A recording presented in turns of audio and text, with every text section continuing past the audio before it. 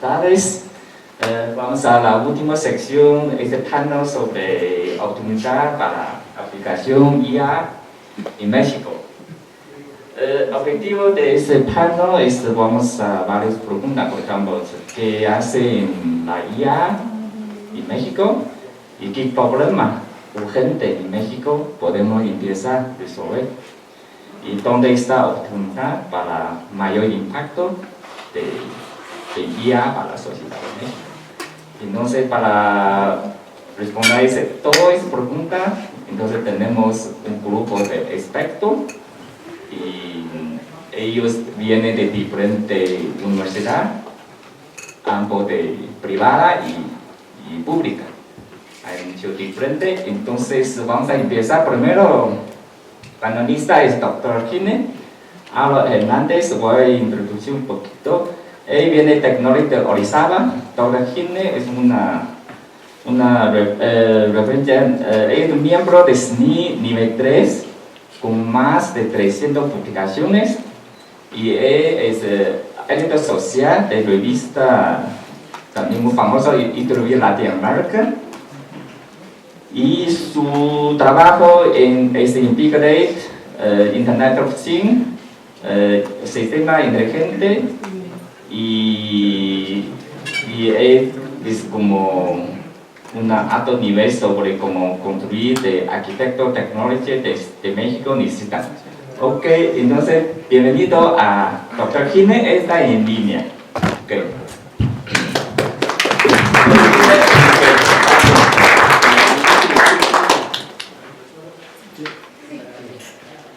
Perfecto. Bueno, pues antes que nada, muy buenas tardes a todos. Agradezco la invitación por parte de la doctora Lee a este workshop. Realmente, pues esperemos que sea muy productivo en el intercambio de estas ideas. Bueno, pues el día de hoy yo vengo a platicar acerca de la aplicación de la inteligencia artificial en el área de la salud. Pues les vengo a hablar un poco acerca de todas las investigaciones, algunas de las investigaciones que se han realizado aquí en el Instituto Tecnológico de Orizaba. Tenemos más de 15 años realizando el desarrollo de sistemas de apoyo a la toma de decisiones para diversos tipos de enfermedades, abordando diversas etapas, ¿no?, de estas enfermedades. Por ejemplo, la parte de la prevención, la parte del diagnóstico, la parte del monitoreo, la parte del tratamiento, ¿no? Entonces, estos sistemas de apoyo a la toma de decisiones en el área de la salud funcionan básicamente en tres formas, ¿no? Primero, estos sistemas recopilan datos, ¿no?, provenientes de diferentes fuentes de información, como son dispositivos vestibles, como son datasets, como son comentarios, por ejemplo, en internet, para detectar, por ejemplo, depresión, ansiedad. Y a través de esta recopilación de datos se realiza un procesamiento utilizando diversas técnicas de inteligencia artificial, ¿no? ¿Con qué objetivo? Pues para emitir recomendaciones, ¿no? Es decir, algunas sugerencias basadas en evidencia clínica o guías actualizadas como tal. Nosotros, a lo largo de 15 años que hemos trabajado en el área de la salud, pues hemos identificado diversos algoritmos que nosotros hemos utilizado. Por ejemplo, en el caso de aprendizaje automático, pues hemos utilizado regresión logística, árboles de decisión, support vector machine, random forest como tal. En el caso del aprendizaje profundo, pues hemos utilizado redes neuronales convolucionales, redes recurrentes, transformadores. También hemos utilizado, por ejemplo, algoritmos de ensamble, ¿no?, como el Gradient Boss Machine, el ADA-Boss, también transformadores de visión, donde, pues, por ejemplo, aquí hemos utilizado para imágenes de fondo de ojo, para detectar diversas enfermedades. Y hemos utilizado algunas técnicas como, por ejemplo, lo es Swing Transformer, Detection Transformer. También hemos utilizado, por ejemplo, para la depresión y la ansiedad, algunas técnicas de procesamiento del lenguaje natural. Hemos utilizado BER, el GPT tiene su versión 3, y también últimamente hemos utilizado modelos de traducción basados en transformadores, ¿no? Como les había comentado, también hemos hecho algunos trabajos de minería de opiniones, ¿no?, a través del análisis de sentimiento, la polaridad, la extracción de aspectos y pues, la clasificación de reseñas como tal. Bueno, durante todos estos 15 años que tenemos de experiencia hemos identificado diversas enfermedades, ¿no? siempre decimos que siempre hay un área de oportunidad, ¿no? Sabemos que yo siempre pues, comento con los colegas y con los estudiantes que siempre va a haber problemas y siempre va a haber enfermos, ¿no? Como tal.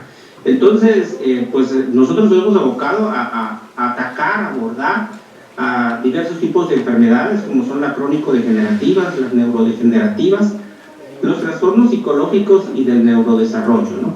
En el caso de las crónico-degenerativas sabemos que México ocupa el segundo lugar a nivel mundial de obesidad, pero sobre todo algo muy alarmante que ocupa el primer lugar mundial a nivel de obesidad infantil. Entonces, nuestros niños obesos de hoy son los enfermos del mañana. Entonces, pues eso implica pues una alta prevalencia de enfermedades cardiovasculares, que tengan hígado graso, que tengan hipertensión y todas las comorbilidades asociadas con la diabetes, entre ellas también la degeneración macular asociada con edad, ¿no? Dentro de las enfermedades neurodegenerativas, pues hay un crecimiento rápido de casos de Alzheimer y Parkinson, sobre todo a temprana edad, ¿no? A partir de los 30 años ya se están identificando alguna sintomatología de estas enfermedades neurodegenerativas, cuando deberían de aparecer después de los 60 años, ¿no? Y en el caso de los trastornos psicológicos y del neurodesarrollo, pues hemos visto que a través, debido a la pandemia del COVID-19, ¿no? Pues ha aumentado, ¿no? Los casos de ansiedad y depresión en jóvenes, y también hemos identificado un incremento en la prevalencia de trastornos del neurodesarrollo, como es el trastorno del espectro autista y el trastorno de déficit de atención e hiperactividad, ¿no? Entonces aquí es donde nosotros hemos identificado estas áreas de oportunidad como tal. Yo les voy a presentar dos casos de soluciones tecnológicas de enfermedades crónico-degenerativas y dos casos de enfermedades neurodegenerativas como tal. Entonces vamos al primer caso, ¿no? El primer caso lo hemos llamado Cardia, que desarrollamos una plataforma de autocuidado de la salud, ¿no? Para identificar pacientes con enfermedades cardiovasculares. Cardia utiliza diversos wearables, diversos dispositivos vestibles, ¿no? Que me permiten pues extraer información, ¿no? Como la frecuencia cardíaca, la presión arterial, el índice de masa corporal y algunos otros biomarcadores, ¿sí? Y me permite identificar en tiempo real pues vamos a decir un pronóstico como tal de alguna enfermedad cardiovascular, como puede ser taquicardia, como puede ser arritmia, ¿no? En el caso de cardia, nosotros utilizamos el algoritmo Random Forest para entrenar, ¿no? Aquí podemos ver un video de cómo funciona cardia como tal, visto desde una perspectiva de un panel de un médico, ¿no? Donde el médico puede ver todos sus pacientes que tienen, ¿sí? Y entonces, por ejemplo, puede seleccionar un paciente como tal, y bueno, pues el paciente, pues allí, por ejemplo, está seleccionando un paciente y puede enviar inclusive un mensaje vía WhatsApp, ¿no? Por ejemplo, oye, mira, voy a realizar un pronóstico para ti, te voy a mandar los resultados, por ejemplo. Entonces, por ejemplo, ahí pues realiza una recomendación como tal, y bueno, puede también realizar en tiempo real porque el paciente pues está conectado, ¿no? Con un dispositivo vestible que lo está monitorizando las 24 horas, los 7 días de la semana, ¿no? Entonces, pues esta es una plataforma que utiliza dispositivos vestibles para la identificación de enfermedades cardiovasculares. También nosotros hemos desarrollado, por ejemplo, para identificar la degeneración macular asociada con la edad, ¿no? Utilizando transformadores de visión como tal, y para ello nosotros realizamos análisis de imágenes de fondo de ojo, ¿no? Entonces aquí podemos ver, por ejemplo, en este sistema cómo se realizan esa identificación, ¿no? Nosotros arrastramos simplemente un análisis de fondo de ojo y nos da la prevalencia, por ejemplo, de la degeneración macular, qué tan porcentaje es de avanzada, moderada, leve o no presenta esta sintomatología como tal. Este es un panel también visto desde el punto de vista médico, ¿no? Donde el médico, por ejemplo, tiene un listado de pacientes y puede generar inclusive un reporte por cada pronóstico que realice como tal. Bueno, pues estos son los dos ejemplos en cuanto a enfermedades crónico-degenerativas. Hemos realizado mucho más, ¿no? Pero por cuestiones de tiempo solamente presento dos, al igual que también las enfermedades neurodegenerativas, ¿no? El Alzheimer y el Parkinson, como lo había mencionado, son las dos enfermedades neurodegenerativas con mayor prevalencia en el mundo. Entonces nosotros nos hemos abocado a la parte del Parkinson, ¿no? En el Parkinson nosotros realizamos una aplicación integral, que le hemos llamado, en el cual desarrollamos una solución no invasiva. Por ejemplo, para la identificación del Parkinson, comúnmente se hace uso de imágenes de resonancia magnética, ¿no? Entonces esa solución es muy invasiva porque es como realizarle una tomografía, ¿no?, al cerebro, en el caso de los pacientes. Entonces, nosotros identificamos que los pacientes con Parkinson tienen problemas de la caligrafía, es decir, tienen temblores, ¿no?, en la mano, por lo tanto su escritura no es tan legible, y también tienen dislania o disfemia, es decir, tartamudeo o mala pronunciación en su voz, ¿no?, en su fonación. Entonces, nosotros en primera instancia desarrollamos, ¿no?, una aplicación web que utiliza Random Forest, Gradient Boss y Support Vector Machine para analizar, por ejemplo, la parte de la caligrafía, ¿no? Entonces aquí, por ejemplo, podemos ver en este video, ¿sí?, cómo se realiza, es decir, el paciente realiza una serie de ejercicios que van en forma de espiral, en forma de onda y en forma de picos, ¿no?, que son los 3 tipos de ejercicios que nosotros, que en la literatura se recomiendan para poder identificar, ¿no? En este caso, por ejemplo, estamos viendo también la perspectiva desde el médico, ¿no?, en donde el médico tiene una lista de pacientes, los pacientes podemos ver aquí la lista de ejercicios, y en este caso es un paciente positivo, ¿no?, es decir, después del análisis de técnicas de aprendizaje automático, nos identifica que hay una probabilidad, ¿no?, una alta probabilidad, en que este paciente presente la sintomatología de Parkinson. También lo hicimos con el caso de la voz, ¿no?, es decir, vamos a analizar la fonación a través de ejercicios de lectura, ¿no?, presentándole pues una serie de textos que debe de leer en voz alta, ¿no? Y para ello pues igual nosotros realizamos... Dr. Gine, tú tienes 2 minutos más para cumplir, ¿sí? Sí. Aquí podemos ver, por ejemplo, la parte de la fonación, ¿no?, cómo se realizan, ¿no?, los ejercicios de fonación. Estos ejercicios de fonación se almacenan, ¿no?, donde después se analiza cada audio y se emite un pronóstico como tal, ¿no? Entonces, así es como nosotros hemos desarrollado algunas soluciones tecnológicas pues a través de los años, ¿no? Bueno, ya para finalizar, ¿no?, como conclusión, ¿no?, pues el uso de técnicas de inteligencia artificial pues ha impulsado la transformación, ¿no?, en la salud.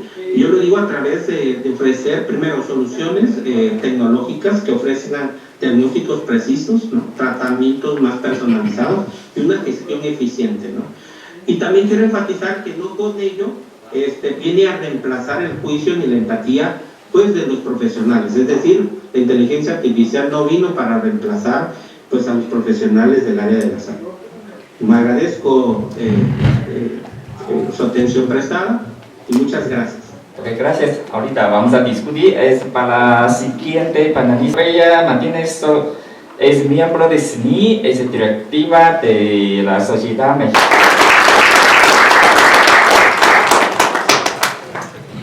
Buenas tardes a todos. Pues en esta ocasión, bueno, agradezco primero que nada la invitación para participar aquí en este panel, que pues siguiendo la temática de la parte de Food, Energy, Water que nos une en este evento y en realidad en este panel también, pues quiero enfocarme un poco en la parte de los datos, ¿no?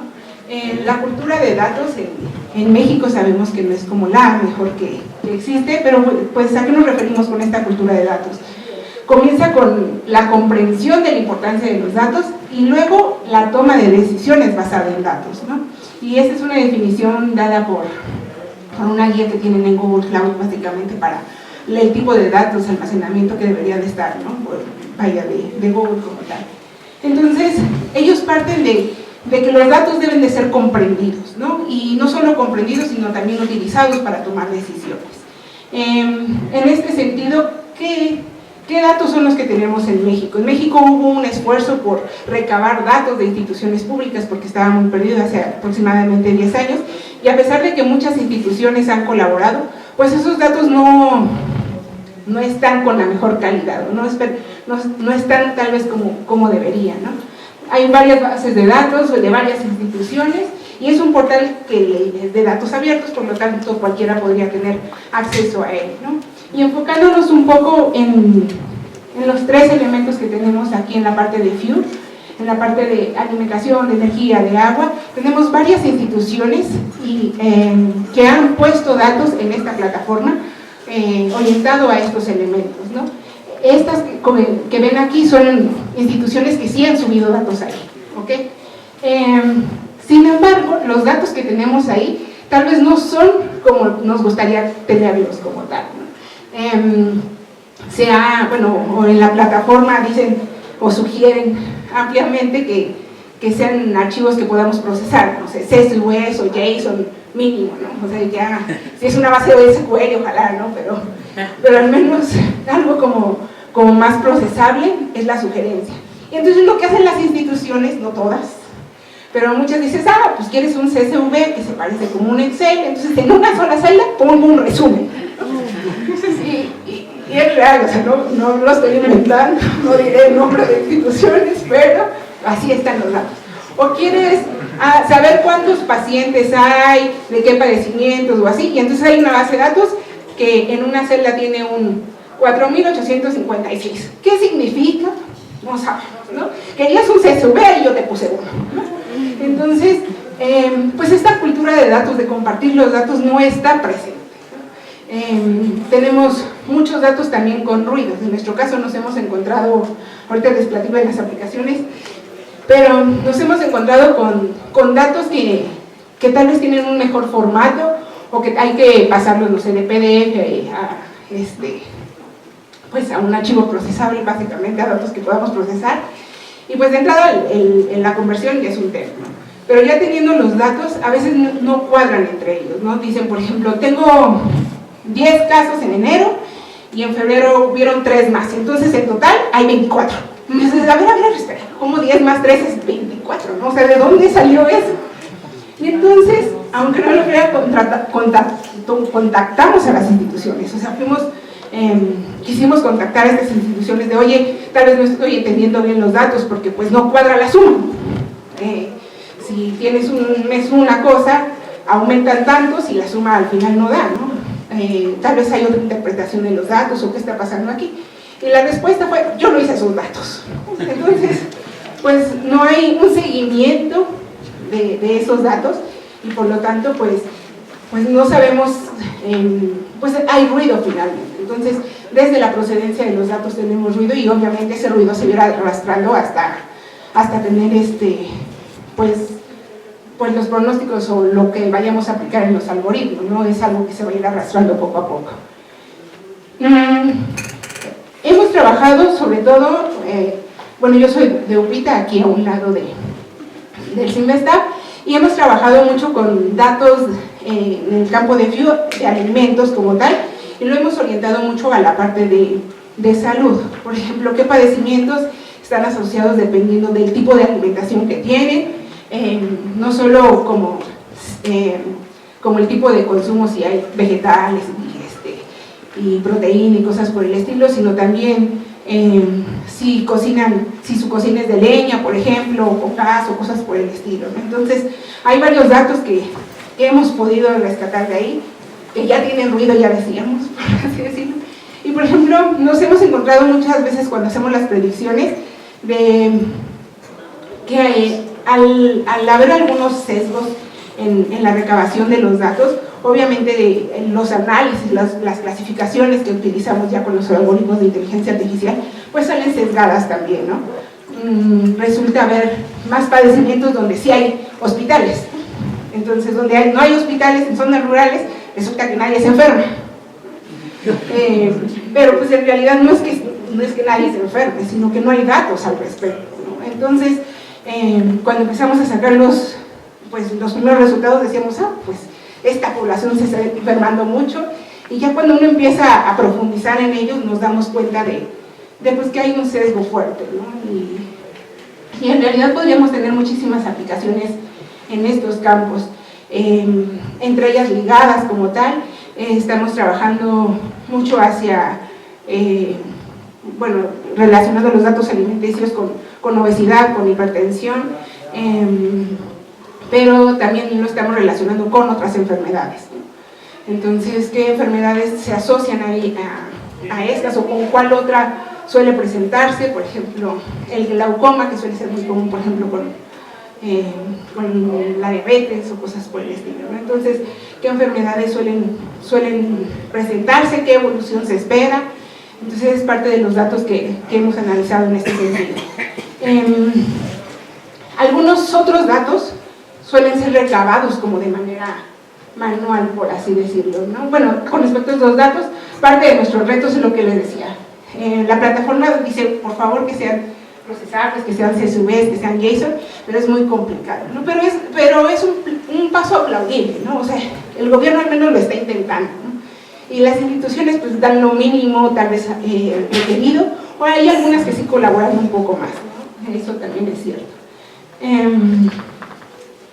Pero ¿qué pasa en los datos que nosotros vamos generando como tal? Tenemos también algunos proyectos en donde hacemos mucho recuperación de datos a través, por ejemplo, de sensores. Tenemos un proyecto, por ejemplo, que está monitoreando el kefir, no sé si lo han oído, es del yogur como de fermentación y así. Lo que pasa, bueno, y es bueno obviamente llegamos y tenemos algunos modelos que estamos aplicando ahí, y el problema es que es difícil de que sean reproducidos exactamente en las mismas condiciones después, ¿no? Entonces llega un periodo de monitoreo y después se pierde, ¿no?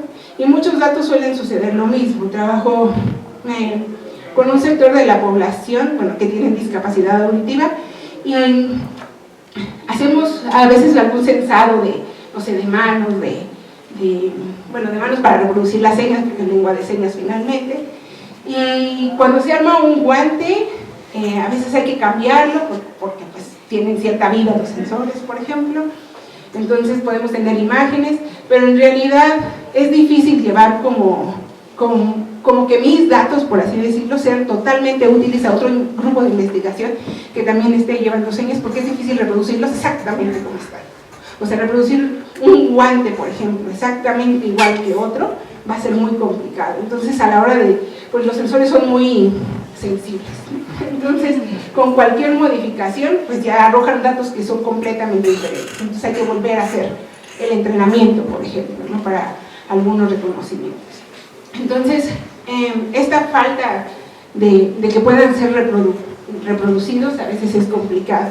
Y también muchas veces hay grupos de investigación que recaban muchos datos y se utilizan para un propósito y ahí quedan, ¿no? Veíamos ahorita en los pósters que están acá atrás algunos trabajos que censan el agua, por ejemplo, o algunas zonas montañosas, por ahí veía, y muchas veces es difícil nuevamente reproducirlos o incluso compartirlos, ¿no? O sea, está el trabajo hecho y para poder acceder a esos datos hay que escribirle al investigador si nos los presta, y si quiere los presta, ¿no? Y si no, pues no.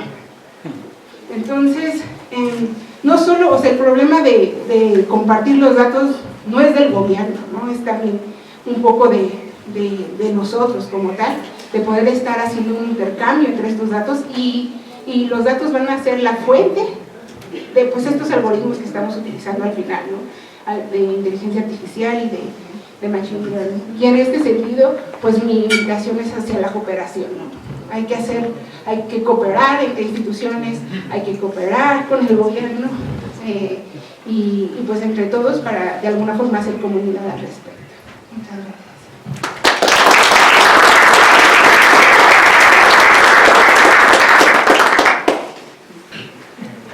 Es Mario César Maya Rodríguez, viene de SEMI Zacatecas. Un aspecto y técnica avanzados se llama meta-aprendizaje, meta-learning y redes neuronales. Tiene SNI en nivel 1 y tiene una amplia experiencia en práctica en diseño, aplicación de sistema control, industria, y también diseña varios como algoritmos, como conclusión y marcha, estación con control. Bienvenido. Buenas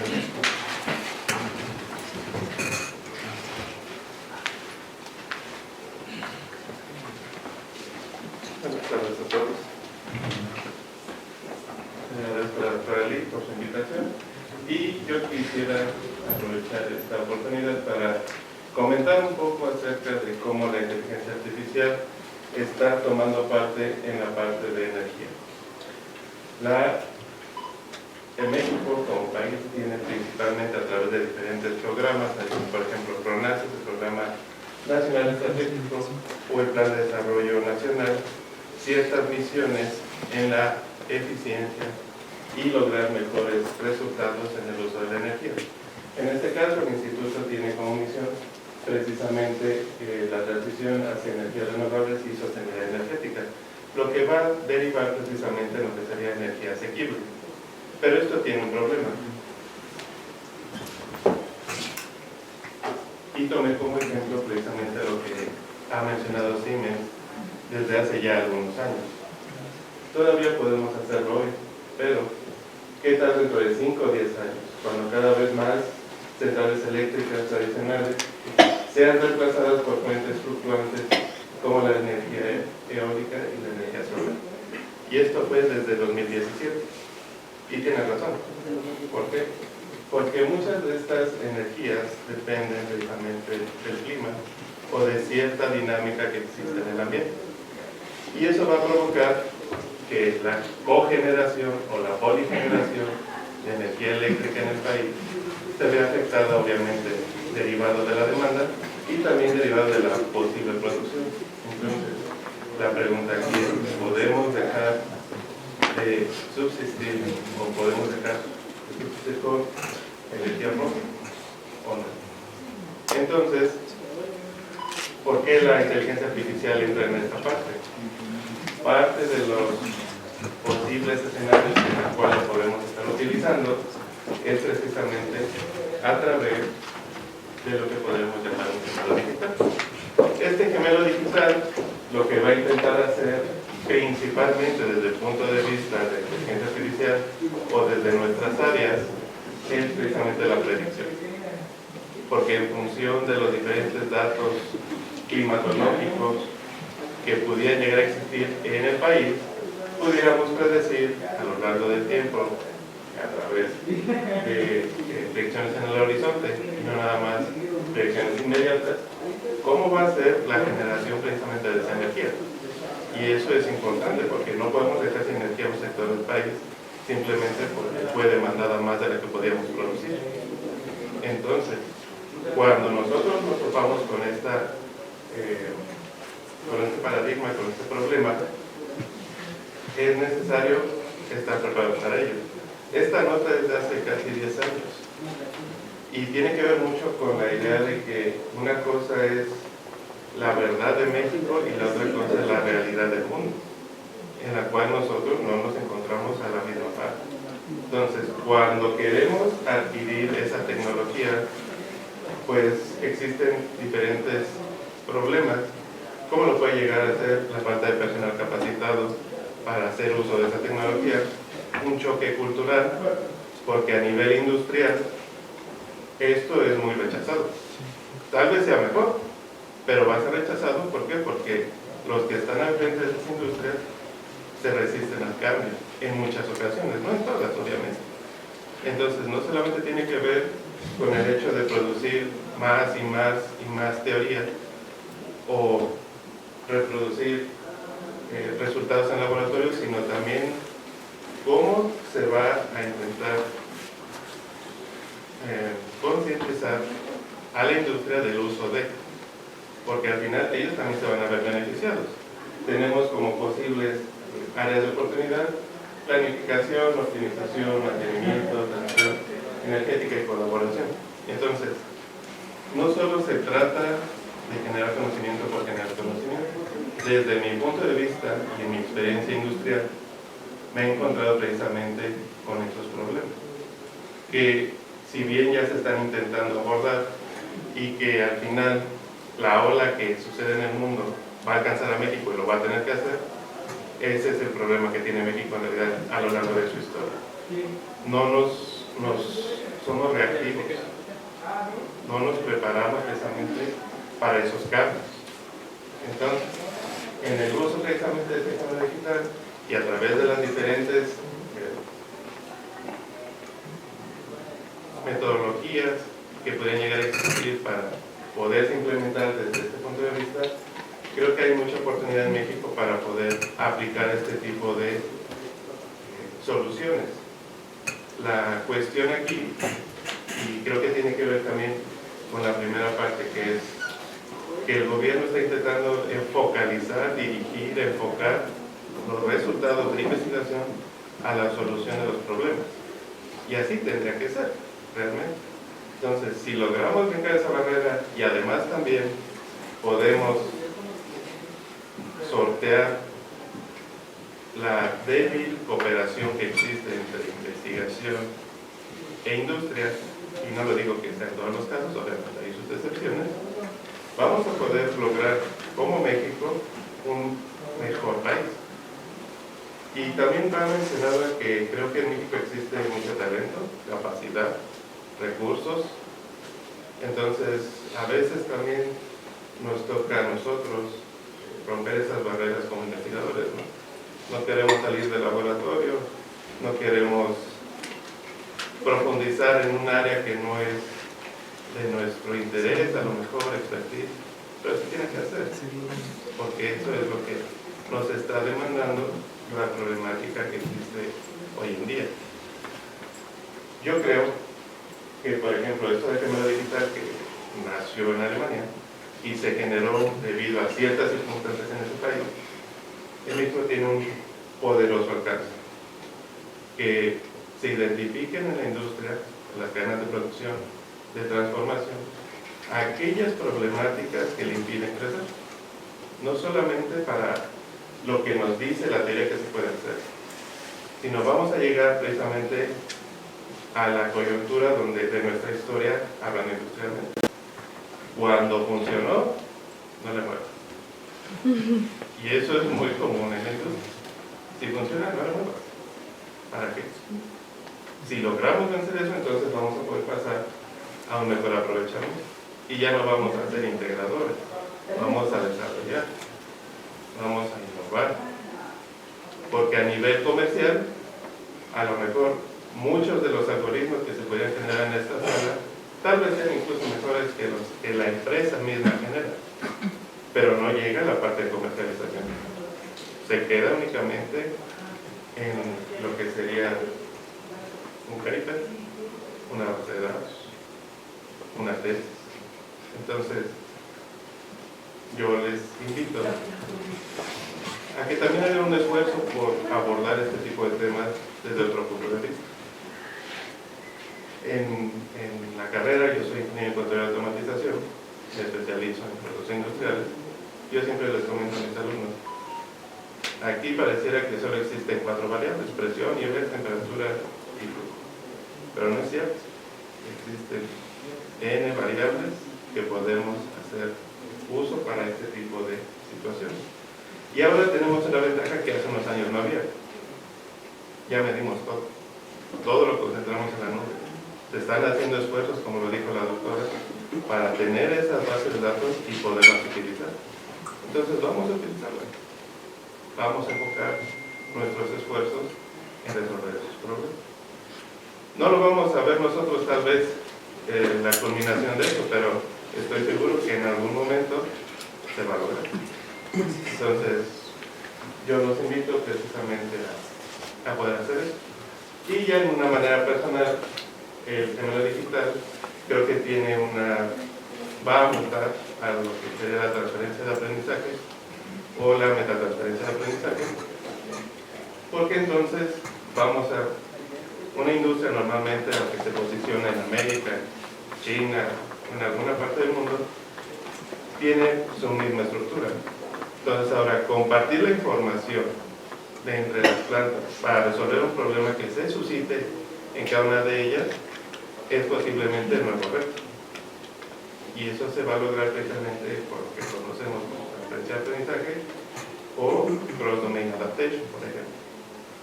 Entonces va a tener un boom muy fuerte y es importante que pues, estemos preparados para eso. Eso sería todo de mi parte, muchas gracias. Yo viene de Universidad La Salle, como líder de robótica y AI Solution, es el jefe del departamento de ingeniería y doctora Akira es miembro de CISNI de nivel 2. Su investigación es en esqueleto, robótica y varias cosas. Okay.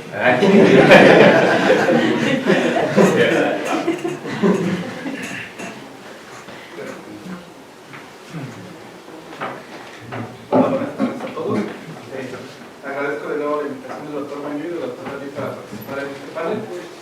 En general yo preparé mi presentación un poco más general con base a los clústeres de investigación que tenemos en la Vicerrectoría de Investigación de la Universidad de La Salle y las áreas donde estamos desarrollando proyectos un poco de manera más general.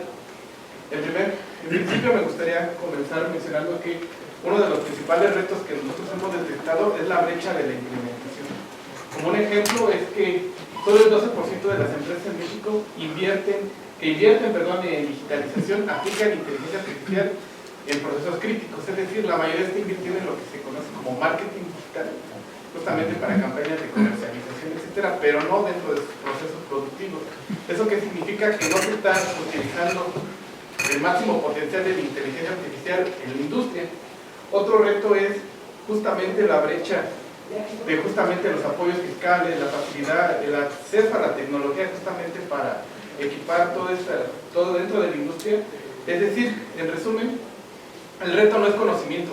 A lo largo de este simposio, de este workshop, y de los estudiantes de este departamento, se tienen bastantes bases teóricas muy sólidas. Sin embargo, el principal problema es la parte de que no existe una gobernanza y una integración, es decir, la pentahélice que propuso la CICIT de Industria, Academia, Gobierno como sociedad no está bien articulada. Es decir, nos falta establecer los convenios, los medios, los canales justamente para poder llevar de la parte teórica a la transferencia tecnológica a la aplicación, porque hay muchos proyectos de inteligencia artificial que se quedan, como ya lo mencionaron mis colegas en los diferentes cotidianos, que se quedan justamente en la publicación, ¿no? En la patente, en el registro, pero no hay una empresa que realmente esté explotando esos algoritmos.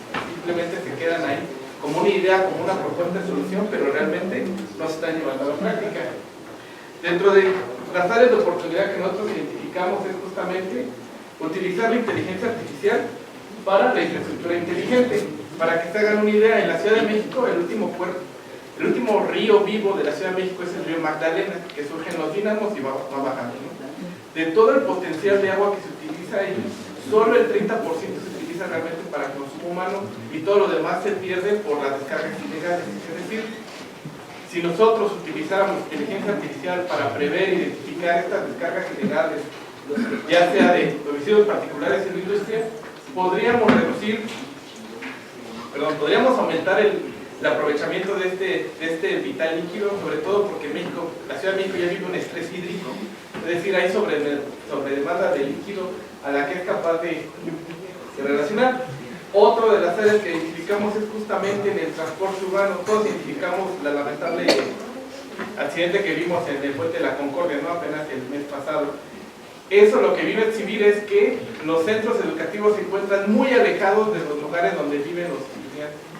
Si utilizáramos los algoritmos de inteligencia artificial para el transporte urbano, las proyecciones mencionan que podríamos reducir hasta en un 30% los tiempos de traslado.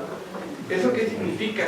Que las personas podrían aprovechar mejor su tiempo, pasar menos tiempo en el transporte y principalmente como habitante del Estado de México, el Estado de México se conoce como un estado dormitorio, es decir, la mayoría de su población que hace va a trabajar bien y trabaja en la Ciudad de México y solo regresa a dormir al Estado de México.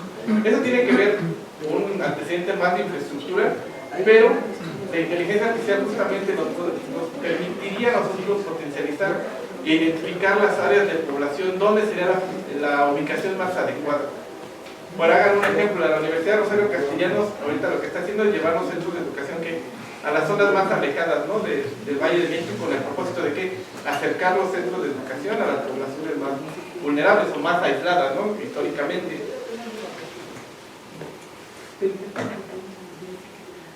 Otro gran problema que nosotros identificamos es justo todos los trámites burocráticos, ¿no? ¿Quién nos ha enfrentado, ¿no?, a un problema de que le roben su coche, o hacer un trámite para un acta constitutiva de un negocio, o simplemente el trámite de las escrituras de su hogar, ¿no? Tantos son los trámites que la mayoría de las personas que termina haciendo, abandonando, ¿no? En el Estado de México es más fácil empezar y pedir perdón que pedir permiso. ¿Eso qué significa? Son tantos los trámites que es más fácil echar a andar un negocio, hacer una construcción y después pagar la multa para poder continuar operando, a hacer todo el trámite, todos esos trámites para justamente obtener los permisos necesarios. En este caso, si utilizáramos la inteligencia artificial para hacer asistentes inteligentes que permitieran a las personas realizar los trámites de manera más ágil, no sé, algunos de ustedes han tramitado recientemente su e-firma. Hay secciones del módulo que yo no conocía hasta que fui a renovar mi e-firma, ¿no? O sea, como que hay un repositorio donde yo puedo ver todas las veces que he renovado mi e-firma. Sin embargo, si yo lo hago a mano, le pregunto a la persona, baja tu versión de la e-firma de hace 2 años, de tu primer registro, yo me pierdo en la página. O sea, son tantas excepciones que se pierde. Entonces, justamente dentro de los proyectos que están aquí, se están desarrollando este tipo de chatbots como asistentes inteligentes, algo así como lo que ya usa el modo agente del ChatGPT, que toma el control del explorador y recupera datos. Nosotros estamos haciéndolo justamente para la gestión de trámites, principalmente para adultos mayores, porque son los que tienen más deficiencia en las actividades, en las habilidades digitales, no porque no estén familiarizados con las herramientas, sino que realmente no son amigables con las personas, ¿no?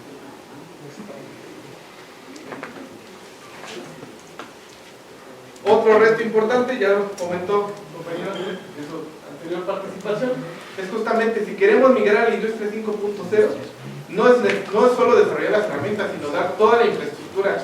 En este caso, para migrar a las compañías, al Internet de las cosas, etcétera, es asegurar el Internet, la infraestructura, la conexión eléctrica. De nuevo, para regresar al Estado de México, en el Estado de México sigue siendo un problema que el suministro eléctrico, aunque es una de las áreas con más habitadas y forman parte del área metropolitana, sigue siendo un problema el suministro eléctrico. Por lo tanto, aquí las Smart Grid o las redes inteligentes eléctricas ayudarían a resolver estas caídas de tensión y podrían permitir que las otras industrias migren a la Ciudad de México, al Estado de México. Realmente es una de las limitantes, ¿no? Entonces, ¿cómo lo podemos hacer? Justamente con esta parte de los gemelos digitales, que bien lo mencionó el compañero, que muchas empresas van sobre la marcha, ¿no? Inicia un nuevo negocio, una nueva estructura. Por ejemplo, estas empresas que fabrican bolsas, etcétera, tienen un alto consumo eléctrico porque la mayoría de sus componentes son eléctricos. Sin embargo, la red eléctrica no da el abasto, o la forma en que cobramos el consumo eléctrico no es adecuada, no empata con la actividad económica, ¿no? Entonces, ¿qué hacen muchos de estos? Se cuelgan, ¿no? O sea, no usan, de tal manera que afectan el suministro eléctrico de la zona. Entonces, también la inteligencia artificial nos permitiría identificar estas caídas de tensión, o reubicar de manera inteligente las fábricas en una zona donde no afectaran a la población, que tuvieran un acceso más fácil a la energía, e igualmente hacer un análisis de qué fuente de energía sería más conveniente, si el suministro eléctrico convencional, celdas solares, eólicas, etcétera, o un ciclo mixto, ¿no? Después, algo muy importante que justamente nosotros tomamos mucho valor en la SAI es justamente la parte del impacto social. ¿Por qué? Cuando nosotros desarrollamos un proyecto, la primera pregunta que nos hacemos es ¿cuántas personas se verá beneficiada del desarrollo de este proyecto? Por eso es tan importante que los proyectos que actualmente desarrollamos en cuestiones de salud, protección del medio ambiente y monitoreo de la calidad del agua, lo que primero observamos es cuál es la población que será beneficiada con estos proyectos de inteligencia artificial. Actualmente yo soy responsable de un proyecto de monitoreo de la calidad y toxicidad del agua en el Valle de México, un proyecto financiado por SECTEI, donde justamente no es ni desarrollar nuevas herramientas ni nuevos algoritmos, sino realmente la integración y la aplicación en campo. Porque ya existen muchas ofertas comerciales, sin embargo, muchas no siguen los estándares internacionales, por ejemplo, para monitoreo de la calidad del agua o niveles de toxicidad. ¿Por qué? El estándar internacional no pide medir la calidad del agua sobre la superficie, lo pide a profundidades de 5, 15 o hasta 20 metros. Y no es solo medir, es capturar columnas de agua. Entonces, La mayoría de los dispositivos comerciales lo hacen sobre superficie, la mayoría de la literatura lo hace sobre superficie, sin embargo el estándar nos pide hacerlo a diferentes profundidades. Entonces nuestra propuesta que hicimos justamente aquí, y aprovecho para extender un poquito más, es justamente la integración de un sistema robótico con inteligencia artificial que permita monitorear en tiempo real muestras representativas de los cuerpos de agua del Valle de México, tomar, capturar y no solo eso, mandar a laboratorios especializados para realmente empatar que lo que estamos midiendo realmente es lo que se está midiendo de acuerdo al estándar internacional, y justamente utilizar modelos de predictivos de inteligencia artificial para detectar de manera temprana aumento de los niveles de toxicidad, descargas ilegales, etc. Y por último, nosotros consideramos que para poder llevar a cabo todas estas áreas de oportunidad tenemos que cambiar la política del gobierno de México. ¿Por qué? De nada sirven todas estas propuestas de implementación o áreas de oportunidad si no hay el respaldo jurídico para la puesta en marcha. Ya mencionábamos de los datos, ¿no?, que no se comparten, ¿no? Es importante que de una vez ya el gobierno de México defina la protección de datos, en qué se van a usar, la replicabilidad de estos datos, y justamente algo que nosotros detectamos es que existe una laguna jurídica. Para que se hagan un poco de contexto, ¿qué tan atrasados vamos en ese aspecto? Cuando iniciaba la pandemia en España, ellos ya estaban promulgando su primera ley de uso ético de la inteligencia artificial, ya sea en salud, negocios, etc. Estamos hablando de 2020. En México apenas este año la CECITI organizó el panel de inteligencia artificial, hizo el repositorio, hizo todo el clúster. Sin embargo, todavía no tenemos una iniciativa de ley. Sin embargo, países como Colombia, Chile, Argentina ya tienen iniciativas, ya tienen leyes promulgadas respecto al uso de la protección de la inteligencia artificial o el uso ético de la inteligencia artificial. Y yo en lo personal, en la parte de robótica y automatización, detecté otra laguna en México. ¿Por qué? Mientras que países como Chile ya tienen un histórico en la regulación del uso ético de la robótica, de la industria, etc., en México no lo brincamos. Pasamos de no tener regulación, nos brincamos la parte de robótica y nos brincamos directamente a inteligencia artificial. ¿Eso qué va a provocar? Que toda aquella industria que utilice robots siguen en el limbo. ¿De quién es culpa si falla el dispositivo? ¿De quién lo hizo, de quién lo opera, de quién lo programa o de quién lo compra? O sea, esa es la principal laguna que nosotros vemos. Y justamente en este proyecto de la SECTEI, uno de los requerimientos que ya nos pidió el gobierno, porque el gobierno ya también es consciente de esta necesidad, no es solo hacer el monitoreo, hacer el desarrollo tecnológico, hacer la integración, sino el producto final es una propuesta de iniciativa de ley para justamente el uso del recurso hídrico de la Ciudad de México. Bueno, de mi parte sería todo. Y me gustaría terminar diciendo que tenemos el potencial para desarrollar una IA hecha en México para México, con impacto global, y como, bueno, al menos yo estoy acostumbrado a ese lenguaje, tropicalizar, ¿no? La mayoría de los enfoques internacionales muchas veces no se aplican a la ideología del mexicano. Tenemos una muy arraigado, ¿no?, que nos podemos brincar los parámetros, las leyes, la forma en que hacer. Entonces también tenemos que tropicalizar los algoritmos de inteligencia artificial para no generar más sesgo del que ya pueden permitir. Gracias.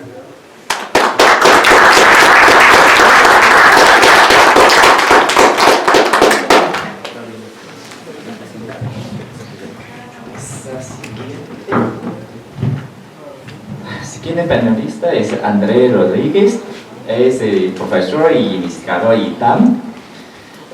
Trabaja en control automático, control automatización y industria 4.0, y participa en varios proyectos de innovación técnica y consultorio de empresario, y publica varios muy importantes artículos en control de vibración y energía.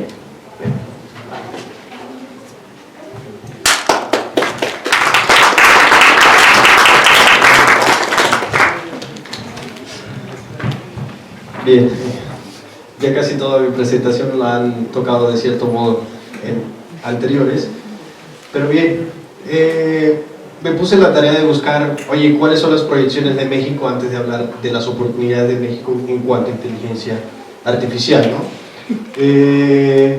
Pues los índices o proyecciones de más siempre dicen que van a crecer en un 30-40%, tanto como el mercado. Bueno, yo soy colombiano y el hecho de ustedes estar al lado de Estados Unidos tienen otra ventaja, que es muchas de las empresas de Estados Unidos vienen a hacer sus trabajos desde aquí para sus diferentes aplicaciones allá, cosa que pues en Colombia es un poco más lejos, sin embargo todavía se da, ¿vale? Bien, esos son algunos de los números, y el que más importante me pareció es que el 3% en 2030 se proyecta que sea de inteligencia artificial, o sea, productos de inteligencia artificial, ya sea generativa, sea de análisis, sea lo que sea. Esas son las proyecciones que tienen, por así decirlo, los mercados dentro de la inteligencia artificial en México, ¿ok?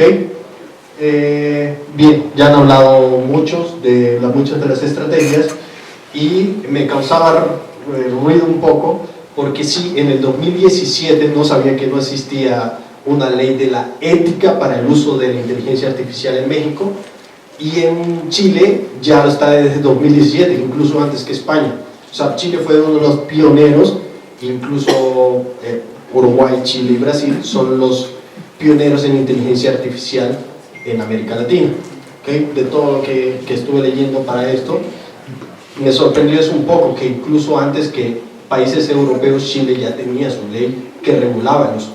Y en México lanzaron el año anterior la estrategia para la interacción de inteligencia artificial con la industria, ¿vale? Es más datos curiosos.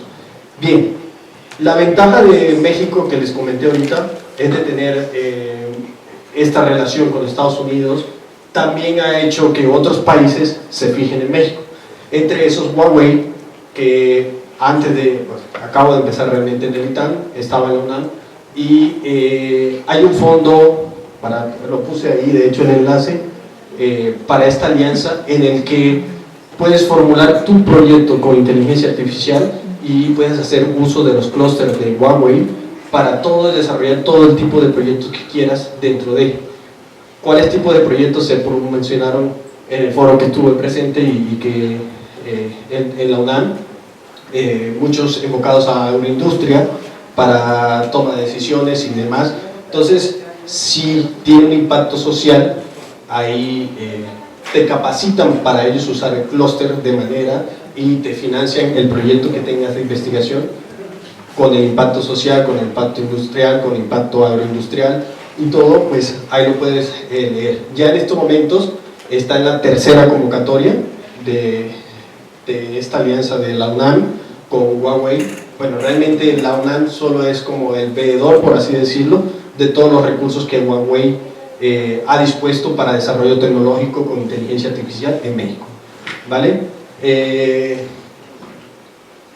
Bien, lo que yo he hecho con inteligencia artificial tiene más que ver con lo que he venido trabajando. Pues ya sabemos que Ciudad de México tiene un riesgo muy alto en cuanto a eventos sísmicos, y pues lo que yo realmente es lo que es más difícil, la barrera que ya mis compañeros doctores han mencionado, es la barrera de convencer a los dueños de edificios, porque realmente no solo hay un dueño, es una junta de varios inversionistas para tener, oye, ¿qué necesidad tenemos de instrumentar mi edificio? O sea, ¿por qué? Ya yo lo diseñé contra sismos y ya acabó. Entonces, pues a nivel de laboratorio sí lo he podido realizar. Sin embargo, muy pocos edificios, de hecho solo conozco uno que está sobre Reforma, que tiene ellos su propia onda para medir el sismo, como viene la onda primaria y la onda secundaria, y saber cómo afectaría el edificio que ellos tienen ahí. Entonces, la mayoría, casi todos, o sea, ninguno tiene realmente estrategia de control dinámica o inteligente, por llamarlo así, para adaptarse a la onda sísmica como viene dentro del edificio. La mayoría son eventos pasivos, pues ya todos, la mayoría conocen la Torre Latino, la Torre Mayor.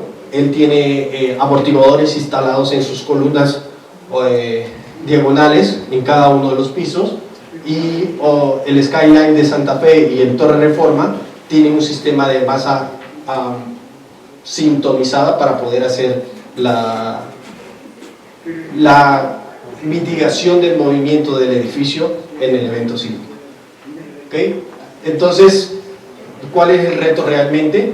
Conocer cómo son las propiedades, que en este caso es rigidez y amortiguamiento del edificio.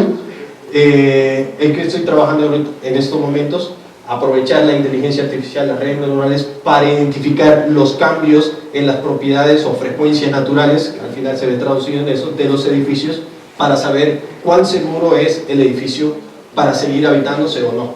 Básicamente es eso. Entonces, un trabajo previo fue con algoritmos genéticos, partículas y su inspiración cuántica de varios algoritmos para obtener estos parámetros, pero la idea es poder irme a una red neuronal que también lo haga y lo haga un poco más rápido. O sea, una simulación de cuánto, estimación de parámetros a través de una inspiración cuántica puede tardar alrededor de 1 hora, 1 hora y media. Dicen, ¿por qué es tanto? Porque no tengo una computadora cuántica para emular la superposición de los elementos y todo lo que representa un quark, ¿no? Entonces, por eso es que tengo que imitar el comportamiento y va a tardar mucho más, ¿ok? Bien, esto ya trabajo, fue de un compañero que estuve compartiendo con él, y él logró a través de las redes neuronales convolucionales detectar daños en una estructura, pues obviamente dentro del laboratorio con un ambiente controlado, cambiándole ciertas vigas de la estructura, y pude determinar que había daño, y no solo que había daño, sino dónde estaba el daño. Son dos problemas realmente muy diferentes, pero pues fueron abordados por una red neuronal convolucional. Ya a partir del control, hasta el momento se me olvidó pasarles un poquito. Esto de aquí se conoce como amortiguador de masa activa, y esto de acá se le conoce como amortiguador magnetorológico. ¿Cuál es la diferencia con los elementos pasivos que hoy tienen los pocos edificios en México que tienen control de vibraciones? Que estos pueden cambiar con respecto al tiempo. O sea, yo le puedo cambiar la cantidad de viscosidad que tiene mi amortiguador, o le puedo cambiar o hacer una fuerza para contrarrestar el movimiento, y así a una frecuencia secundaria hacer que se deforme menos mi edificio. Entonces, ¿cómo sé para este tipo de amortiguadores, cómo sé su comportamiento? Lo hicimos a través de una red neuronal convolucional para poder estimar esta fuerza, porque tiene una esterilidad muy grande, y de saber cuál era el voltaje adecuado de ese amortiguador fue realizado en este trabajo. ¿Okay? Pues básicamente la estructura con la que aún trabajo en el Instituto de Ingeniería de la UNAM es esta de aquí, donde pues tengo mis sensores de desplazamiento, mis acelerómetros, y la idea es que ese amortiguador tenga lo mejor a través de inteligencia artificial para contrarrestar el sismo que llegue en ese momento. Entonces, otra de mis ideas que estoy desarrollando es, soy control basado en modelo por lo general, pero mi idea es cómo a partir de los datos solamente poder llegar a la ley de control adecuada sin necesidad de conocer el modelo. Entonces, sí planteo mi ecuación de Lyapunov, pero no garantizo estabilidad, más no solo con el tratamiento de los datos sin conocer los parámetros.